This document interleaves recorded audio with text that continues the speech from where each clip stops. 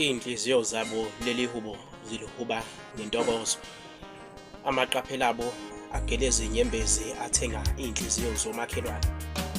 Kube ngathi konke leli khaya bekuhamba kahle bebezwana.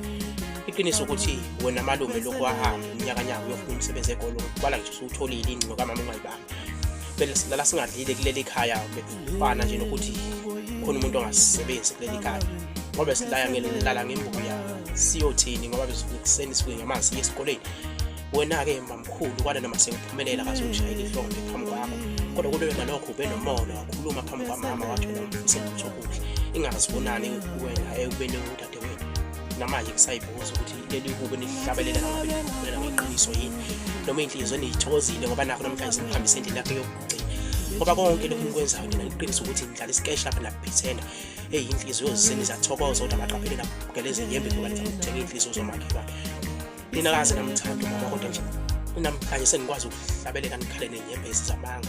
Nenza ngathi inhliziyo nizihlungile ngamanyanyisa. Leli hubo yilo leli hubo lingicasula kakhulu. Ngoba nina nenza ngathi nikhathalele umama mhlawumbe umuntu wakhe ngathi niyozwela kanti ngajabula mangabe usuphumile usuhlukanisiwe nezami. Leli hubo yilo leli hubo lingicasula. Ukubeka ngami ngabe ngiyamxosha kuleli khaya ngoba konke lokhu niqambela amanga akulona iqiniso kunini. Ngoba umama ubuhleze ngitshela ngalo ukuthi nina kaze namthande kumele lingakakwazi.